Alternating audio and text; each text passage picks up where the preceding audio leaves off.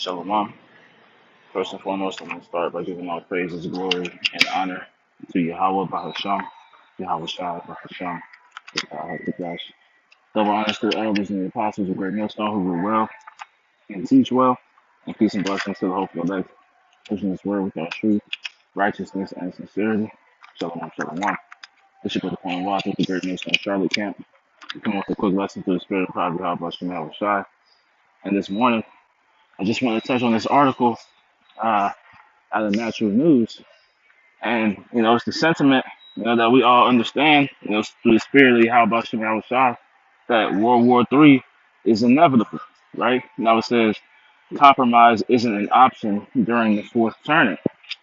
And that fourth turning is making reference to this book here um, by William Strauss, The Fourth Turning, and it goes into the cycles of the social political landscape, right? Which start with a high turning, the period of strong institutions, economic prosperity, and social conformity, the awakening, a time of spiritual and cultural renewal, challenging the status quo, the unraveling, a period of social fragmentation and individualism with weakened institutions and crisis, a time of major societal upheaval and war, leading to new social order. And that's the time that we're entering into, man, right? that fourth turning, right? We're entering into this time of crisis. And they speak on, you know, uh, the elites, right? And their puppets being Yuval Noah Harari, guys like Klaus Schwab, speaking on this new world order, new order of the ages, and things of that nature, man. Right? Now we know these things are inevitable because they speak on the poly crises that are taking place.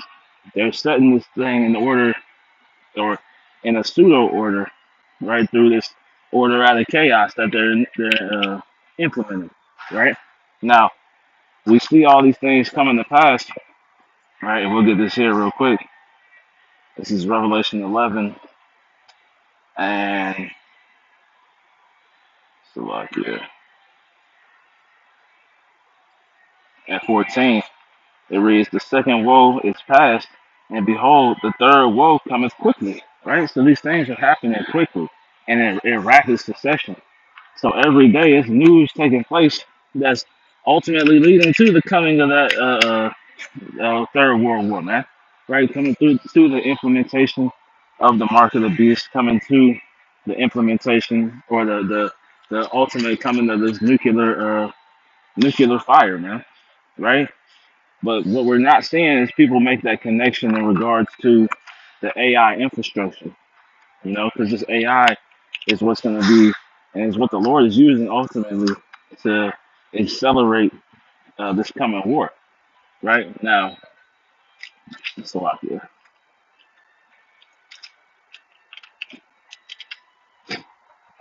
We got this here in Chat GPT, right? And I'll ask it, what role does AI play in the acceleration towards World War III?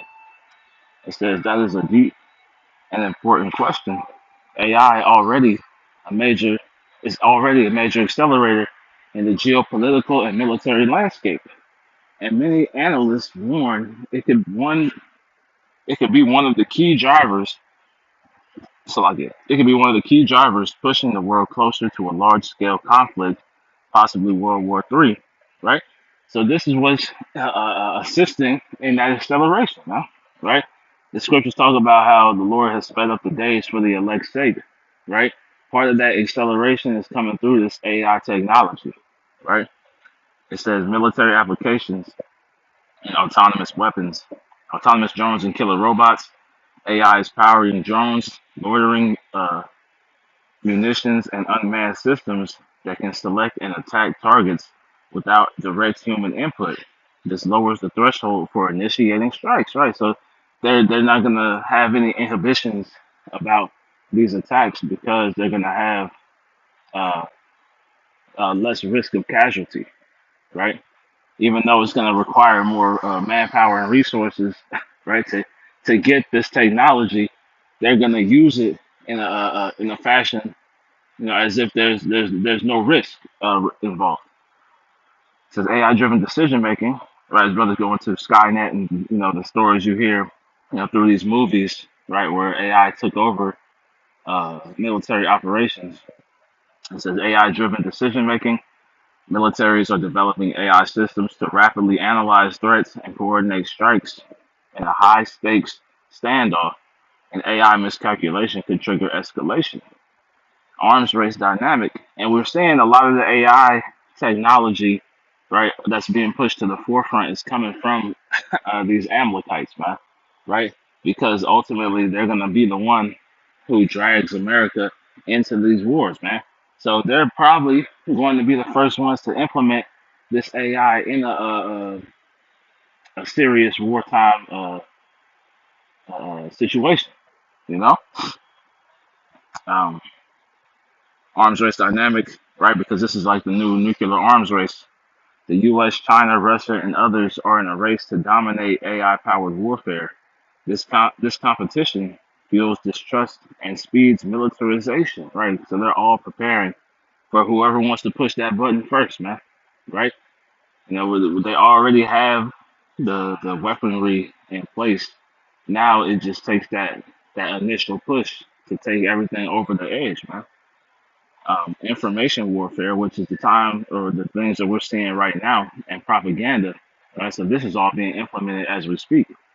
Deep fakes and disinformation. AI is supercharging propaganda, making it easier to manipulate public opinion, destabilize governments, and fabricate evidence of aggression. Right, so best believe there's going to be a false flags, right, that take place as a result. Right, that's why that article said it's unavoidable, man. Right, it's inevitable. Compromise isn't an option.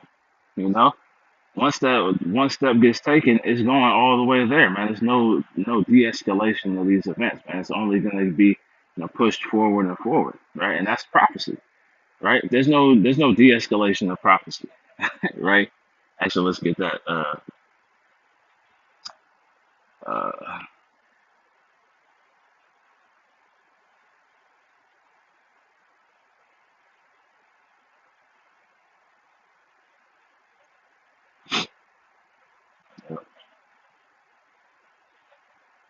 the book of Isaiah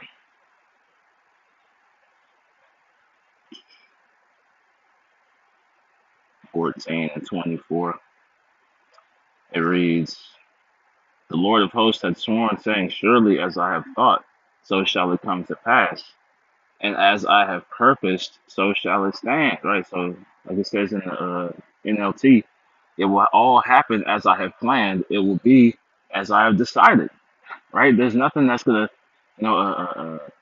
change the Lord's mind in this regards to the punishment, the destruction that He's bringing upon this place for its evils. Right. And World War III is the culmination of it. Right. It says, "I will break the Assyrians when they are in Israel. I will trample them upon my mountains. So I will trample them on my mountains. My people will no longer be their slaves, nor bow down under their heavy loads." Going into how we're being redeemed, right, through Yahweh Bashem Yahweh Shai, right? It says, "I have a plan for the whole earth and a hand of judgment upon all the nations." And that's what we're seeing, right? His his hand is stretched out, right? That no man can turn it back, as we read here in verse 27, right? It says, "The Lord of heaven's armies has spoken. Who can change his plans? When his hand is raised, who can stop him?" Right? And in the King James, it says, "Who shall turn it back?" Right? Nobody's going to be able to turn these things away, right? To change the mind of Yahweh Hashem Yahweh Shai, right? No, they're not going to be able to just, what's the word? De-escalate, like I said earlier, you know? Right? Once this aggression begins, it's all downhill from there, man. I think it's another one. Let's see.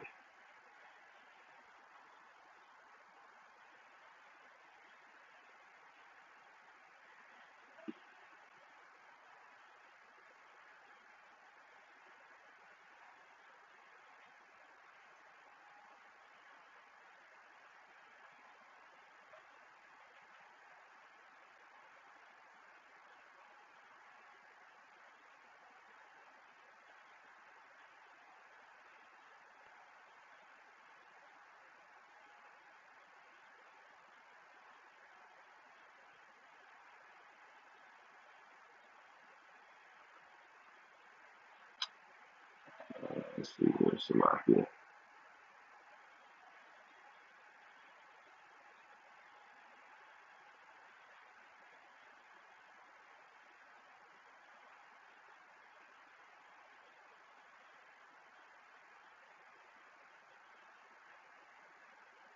Yep, this is Isaiah 55 and 11. So shall my word be that goeth forth out of my mouth. It shall not return unto me void, but shall accomplish that which I please. Right? And what does the Lord please? He's pleased in the destruction of his enemies, man. Right? He's pleased in the salvation of his saints, right? Which is tied to the destruction of Babylon the Great, also known as America, and the infrastructure of the beast as a whole, man. Right? It says, but it shall accomplish that which I please, and it shall prosper in the thing whereto I sent it, right? So this thing is going to prosper, right? It's going to continue to grow and grow in aggressions, man, right? Until the ultimate nuclear fire, right, rains down upon this place. Uh, so we'll go back to this, back in that chat GPT. Um, Going back to information warfare and propaganda. Deepfakes and disinformation. AI is supercharging propaganda, making it easier to manipulate public opinion, destabilize governments, and fabricate evidence of aggression. Psychological operations, right, is what we're seeing, take place before our eyes. Is different psyops, man. Right, all these false flags, these school shooters, even this AI, not AI, it's like this, the immigration crisis, right? All these things are psyops being used ultimately to bring that order out of chaos, right? That's why that fourth, what's it called, the fourth turning, right? That's that fourth turning is crisis, man, right? The crises that are going to be taking place, man. And part of that is going to be through these psychological operations. Um, AI-driven algorithms can micro-target populations, stoking division. Right, it's going to be great division, nationalism, and hostility between nations. Right, and it's going to be hostility within the nation. Right, and division within the nation first, and then that division outside. Right, as the beast shall hate the whore. Right, is going to get stoked as well. Man. Right, so cybersecurity threats. Right, going to these cyber attacks.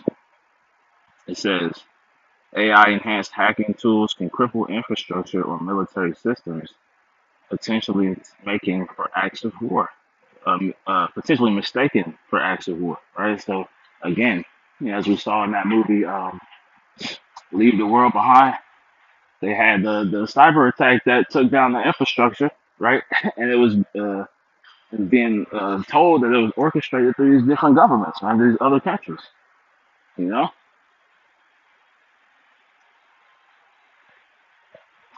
It says, number three, speed of escalation.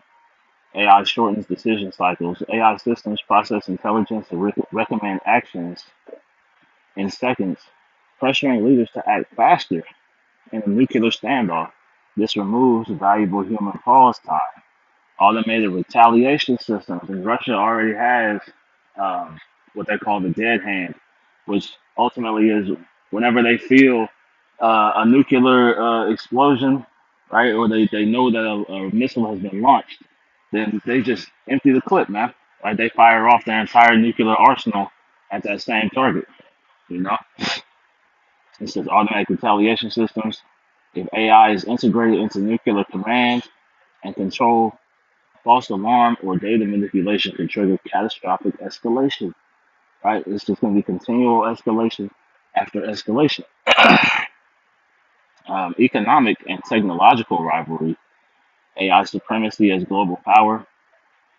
Nations see AI dominance as the key to economic and military supremacy, and that's what America is attempting to do: is bring themselves back, right, to that supremacy, right? They feel China passing them up, right? So it's an AI war between those two. You know, it says competition in AI mirrors the nuclear arms race of the Cold War, right? And who's in league with Russia is China, right? So it's all this is a uh, Cold War that's about to turn hot, very soon, man, right? Um, Weaponizing of supply chains, control over semiconductors, and AI infrastructure is already causing sanctions, trade wars, and alliances that divide the world into blocks. Right. So you got BRICS, and then you have the NATO. Right. And even then within that, you have America trying to I forget what they're called, but they're trying to create another group, right, on this side, on this hemisphere, man, right? If I can remember it, I'll bring it out. But going back, loss of human control, the black box decision making, AI systems are often opaque, even to the creators. In crisis situations, governments might rely on AI analyses they don't fully understand. Erosion of diplomacy. The speed and autonomy of AI conflict systems bypass traditional, slow moving diplomatic channels, reducing chances for de escalation. Again, this de escalation is not going to take place, man. It's just going to be continual escalation. Now, things might plateau from time to time, but it's never going back, right? It's only going to intensify, right? So, bottom line, AI is acting as both a force multiplier, making wars faster, deadlier, and harder to control, and a destabilizer, spreading disinformation, eroding trust, and pushing an arms race. It doesn't cause war by itself, but it accelerates the tempo, scale, so like it, and inevitability of conflict, which is why many see it as a key driver toward World War III. Right. So this is what we're walking into, right? Is World War III being accelerated through this AI, right? And that's why they're pushing AI so feverishly, man, right? Because this is the new nuclear weapon. Whoever has the AI controls the world, you know. So we're gonna get this here. Get this at Matthew 24 and 22. And except those days should be shortened, there should no flesh be saved.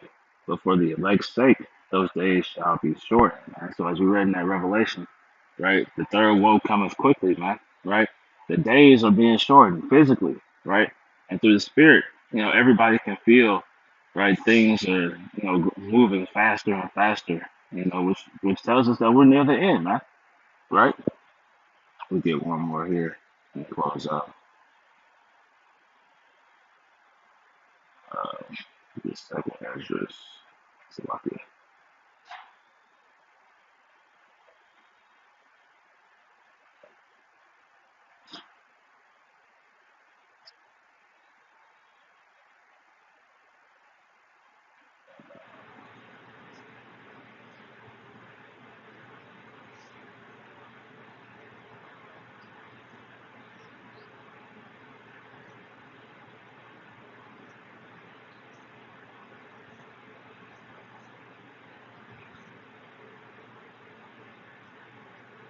this is a second address 16, and it's 38. No, it's 37. It's like it. Second address 16, 37. Behold, the plagues draw nigh and are not slack, as when a woman with child in the ninth month bringeth forth her son. With 2 or 3 hours of her birth, great pains compass her womb, and we're in the midst of those pains right now, right? It says, which pains when the child cometh forth, they slack not a moment, right? So these pains are not slacking, man. This time is moving faster and faster. It says, even so shall not the plagues be slack to come upon the earth, and the world shall mourn, and sorrow shall come upon it on every side, right? Even the scriptures tell us that these things shall not be turned back, right? Um, let me see here.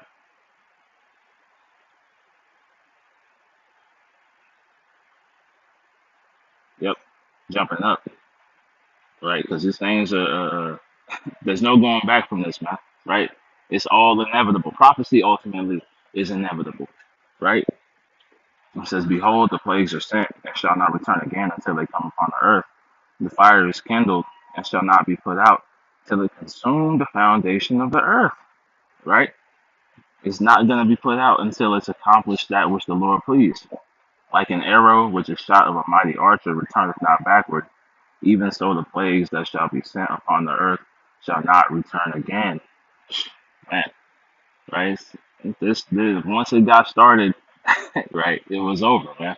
Right, the clock was ticking, and we're watching it get closer and closer to that final those final seconds, right, with the coming of Yahweh Shai, man, right, with the nuclear fire.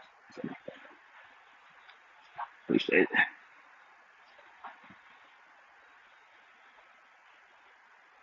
Yep. So this is what we're seeing, man. It's like get Jake at work, but um, we'll read it again. Um, like an arrow which is shot of a mighty archer returns not backward, even so the plagues that are sent, or that shall be sent upon the earth shall not return again. You know, verse 17, one of my favorite scriptures, man. Woe is me. Who will deliver me in those days? You know, so it's the understanding that great woe is coming to the earth, man. Times of great turmoil, great tribulation are about to be seen in Babylon the Great soon come now, right? So going back to that article, you know, there's not much to read, but the title just, sparked my spirit. It says, World War III is inevitable. Compromise isn't an option during the fourth turning. And again, that fourth turning being crisis, a time of major societal upheaval and war leading to a new social order, which Esau is trying to establish his new order, right? But Yahweh Shemel Shai is establishing his true order, man, right? A righteous world order, right? Is going to be established through, these coming crises, man, through these coming perils and calamities, right? So Lord one, I was edifying to the spirit and power of Yahweh Shemel Shai. I'm going to close by giving all praises, glory, and honor to Yahweh Bahasham, Yahweh Shai Bahasham, Rakah Kodash, double honors to the elders and the apostles of Great Millstone who grew well and teach well, and peace and blessings to the hopeful elect, pushing this word with all truth, righteousness, and sincerity. Shalom, shalom. Hey, Kwame Yasharala, and the Bible Shalom.